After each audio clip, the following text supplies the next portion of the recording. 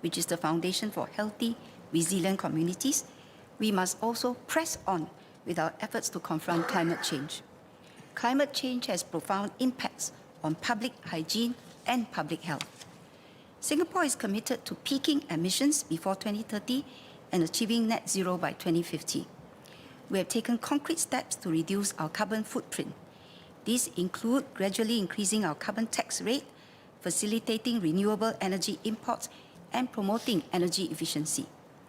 Everyone needs to fight climate change: the government, businesses, and households. Let me start with the government. In 2021, we launched GreenGov.sg, the public sector's sustainability movement, where we committed to ambitious carbon and resource efficiency targets. Last December, we published the inaugural GreenGov.sg report, which documented our sustainability efforts, progress, and plans. Ms. Cheryl Chan and Mr. Don Wee asked about our plans for the next GreenGov.sg report and whether Scope 3 emissions will be included. The second report will be released this year and will include data on waste and waste reduction efforts. As there are wide-ranging sources of Scope 3 emissions from the government's extensive activities, and the sources that are deemed material vary across agencies, we are still studying the appropriate approach. Under GreenGov.sg, we are pursuing green government procurement to spur more environmentally sustainable business practices and accelerate the supply of more environmentally friendly goods and services. We want to encourage companies to green their processes and products. As announced at COS last year, we will consider the sustainability practices of companies that tender for government projects, starting with large construction and ICT projects. This is on top of the sustainability requirements that we have imposed for the goods we procure. Ms. Chan and Mr. Wee also asked how we decided on the green government procurement criteria for the construction and ICT sectors. Over the past year, we have consulted the industry and incorporated their feedback on the environmentally sustainability-related evaluation criteria. Subsequently, we piloted the criteria by setting aside up to 5% of evaluation points for 5 construction tenders and 1 ICT bulk tender. For the pilot construction tenders, companies were assessed on whether they have carried out climate-related disclosures, adopted decarbonization technologies such as electric generators, incorporated low-carbon construction materials, and achieved relevant sustainability certifications. For the ICT sector, hardware suppliers were assessed based on criteria such as sustainable packaging options and sustainability-related certifications. We also plan to include criteria for data center operators and cloud service providers, such as whether companies have embarked on sustainability reporting and the power usage effectiveness of their data centers. We will continue to refine our environmental sustainability evaluation criteria for large construction and ICT tenders with minimum estimated procurement value of 50 million and 10 million respectively. To Mr. Wee's query on the expansion timeline, we plan to expand this initiative to include companies that tender for MICE and other events organized by the public sector from fiscal year 2025. We will conduct industry consultations. Beyond the public sector, we will continue to facilitate the greening of businesses. We hope to encourage companies, particularly SMEs, who are less well-resourced, to adopt sustainability practices while improving their bottom line. Ms. Chan, Mr. Louis Ng, and Ms. Po Lee San asked how the government is supporting SMEs to implement green measures in the supply chain. The government is providing local enterprises with more tools and resources to become sustainable. Companies can tap on capability building programs such as courses and playbooks on decarbonization or funding support to do sustainability reporting and invest in energy-efficient equipment. As shared by SMTO, we have increased the carbon tax rate to $25 per tonne this year. We will progressively raise it to between $50 to $80 per tonne by 2030. This better prices the externality of carbon emissions and nudges businesses and individuals to reduce their carbon footprint. Enhancing energy efficiency will help businesses cut energy costs. Mr. Gan Tian Po and Ms. Po would be happy to know that NEA's Energy Efficiency Fund, or E2F, has been supporting SMEs in the manufacturing sector since 2017. Enhancements to the E2F from 2022 onwards, such as increasing the grant support cap from 50 to 70%, has increased take-up rate by fourfold to 48 projects. The amount of committed funding also increased from around $700,000 to around $2.1 million post-enhancement. The government has reviewed existing energy efficiency grants by various agencies and will subsume the E2F under the Expanded Energy Efficiency Grant, or EEG, as announced at Budget 2024. The expanded EEG will benefit more sectors, including construction, maritime, and the data centers industry. It will adopt a two-tier structure with higher support of up to 70% provided to companies that wish to make larger investments to drive greater energy efficiency.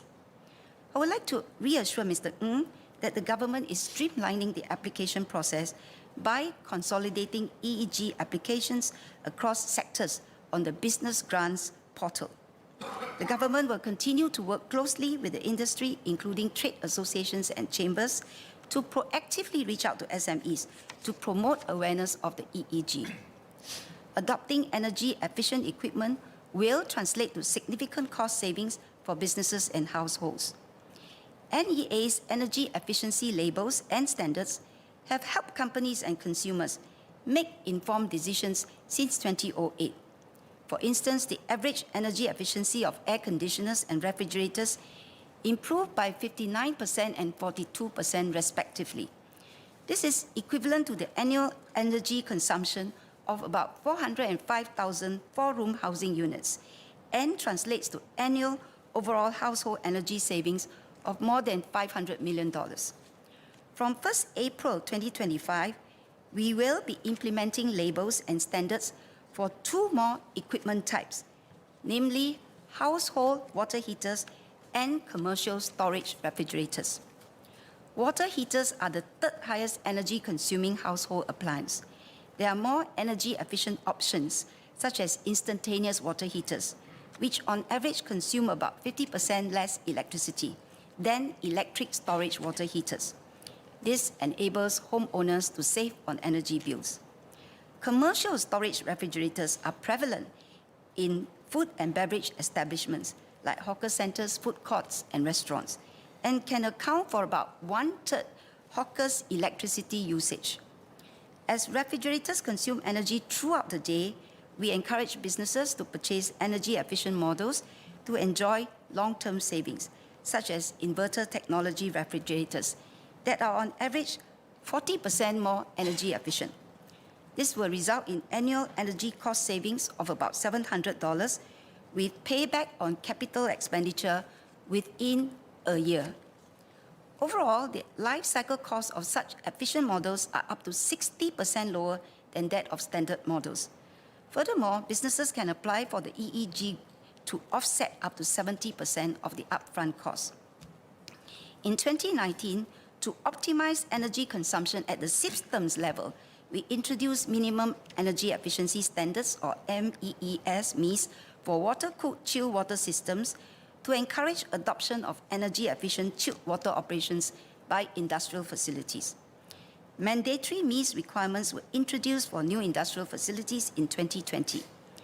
This has helped new facilities each save an average $300,000 annually in electricity costs, recouping their initial outlay just after 3 years. We will amend the Energy Conservation Act this year to effect similar requirements for existing industrial facilities from December 2025. Existing industrial facilities can expect average energy savings of about $1.25 million per year per facility across the system's 15-year lifespan, and to recover retrofitting and operating costs within 5.5 years. Besides improving energy efficiency, pursuing sustainable waste management practices should also be a priority for organizations.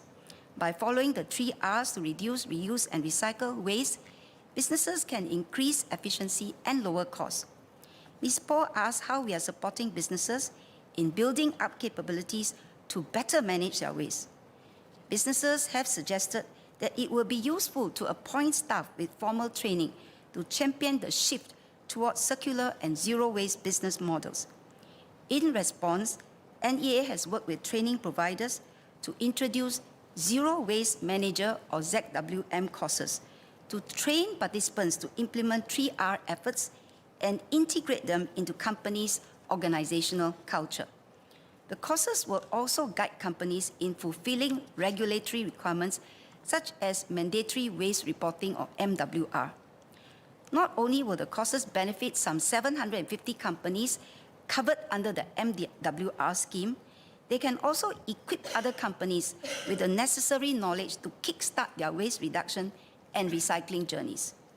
Additionally, the ZWM course will benefit employees and companies in the waste management sector looking to provide value-added services such as waste consultancy and audit services.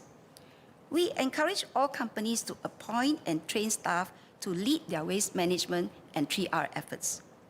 These 2 to 3 day courses are developed and conducted in partnership with 3 training providers, the Waste Management and Recycling Association of Singapore, Republic Polytechnic, and NTUC Learning Hub. To ensure these courses are accessible and affordable, they will be subsidized by Skills Future Singapore and whitelisted under Workforce Singapore's career conversion programs for sustainability professionals. Mr. Gan and Ms. Hani So asked if there will be support for households which will face higher utility bills from carbon tax increase. We remain committed to helping households cope with cost of living. As announced by DPM Wong, additional U-Save rebates will be disbursed to HDB households as part of the Enhanced Assurance Package, cushioning increases in utility bills. We will enhance support for households wishing to be more energy and water efficient, which will also help lower their utility bills. Launched in 2020, the existing Climate-Friendly Household Programs, or CFHP, provides $225 worth of vouchers to 1 to 3 room HDB households, consisting of a $150 refrigerator voucher, $50 shower fittings voucher, and $25 LED lighting voucher. As of January 2024, more than 141,000 households have registered for their climate vouchers, and about 54,000 vouchers have been utilized. To give households more time to utilize their current set of climate vouchers, we have extended the qualifying redemption period to 20th March 2024. Mr. Ng asked if we will be expanding the program to include more households and appliances. As announced by SMTO, we will enhance the CFHP. From 15 April 2024, we will expand the program to all 1.1 million HDB households in Singapore, a more than 3-fold increase in coverage. This is to encourage wider adoption of energy and water efficient products. Every HDB household will receive $300 worth of climate vouchers, and the number of eligible product types will be expanded from 3 to 10, including 4 thick washing machines. To Mr. Gan and Mr. Ng's query, other additions like direct current fans will help households keep cool in a more energy-efficient manner. The 10 eligible products contribute to around 60% of an average household's electricity consumption and around 90% of water consumption. To make it more convenient for households to use the climate voucher, more retailers will come on board the program, taking the total number of participating retailers to 14, with about 300 stores island-wide. With these enhancements, we hope to incentivize more households to choose resource-efficient options from the outset or when their appliances and fittings are due for replacement. HDB households who have used the $225 vouchers under the current CFHP can also claim the new $300 vouchers under the enhanced CFHP following its commencement. Unlike the current CFHP, where the voucher amount is fixed for each eligible product type, The enhanced CFHB will allow households to have more flexibility in using their vouchers and select different denominations when purchasing eligible appliances. The enhanced climate vouchers will be available from 15 April 2024 via the Redeem SG platform and remain valid until 31st December 2027. Members of the public who need support in claiming the climate vouchers online may call NEA's hotline for assistance. Chairman, in Mandarin, please. 国家环境局将加强气候友善家庭计划，以鼓励更多家庭采取更环保、更可持续的生活方式。长期下来，使用较节能和省水的电器及配件，可以帮助家庭节省水电费的开销。通过升级版的计划，更多户家庭将受益。优惠券的总额和电器与配件的种类与选择也将增加。所有住在政府主屋的家庭都可享有价值300元的气候优惠券。他们可用优惠券向参与计划的商家购买10种节能和省水的电器及配件，包括直流电风扇和洗衣机等。从4月15日起，每户家庭的1名成员可上网到 redeem.gov.sg 领取优惠券。年长者或其他无法上网的家庭，可拨打国家环境局热线索取协助。Reducing waste will also reduce emissions and cut costs. We should thus seek to reduce wasteful consumption, which Ms. Carrie Tan has spoken about. Sustainable consumption involves the responsible management of packaging and products at their end of life. Let me provide an update on 2 of our priority waste streams, namely electrical and electronic waste or e-waste and packaging waste. On the e-waste Extended Producer Responsibility Scheme or EPR scheme, we are in our 3rd year of implementation and have since collected over 16,000 tons of e-waste from over 800 collection points island-wide as of December 2023. This is a significant increase from the 9,000 tons collected as of December 2022. Overall collection rates have improved thanks to the close collaboration with ALBA, retailers, and town councils to publicize the scheme and encourage participation. However, we must continue to double down on efforts to achieve our target collection rates of 60% of large household appliances and 20% of other regulated consumer products put to market weight. Collection rates for lamps and household batteries have tripled to 4% and 10% respectively, whilst the collection rate for ICT equipment increased slightly to 5%. However, the collection rate for large household appliances has declined from 18 to 15%. To improve this, we will strengthen collaboration with retailers to further publicize their obligatory one-for-one take-back exercises, services to customers, and continue to work with town councils through the quarterly collection drives. We seek everyone's continued support to deposit their e-waste via the various channels available. Last year, we amended the Resource Sustainability Act to put in place the legislative framework for the Beverage Container Return Scheme, or BCRS. We are working with stakeholders on scheme implementation and will share more details when ready. Beyond the BCRS, we are exploring other initiatives to managing packaging waste. In 2021, we implemented the mandatory packaging reporting scheme. This raises awareness amongst companies on the amount of packaging they generate and spurs them to reduce packaging use. Building on our current initiatives, we are exploring the feasibility of expanding the EPR approach to broader packaging waste types. We have awarded a consultancy study to review overseas best practices and recommend a suitable scheme for Singapore.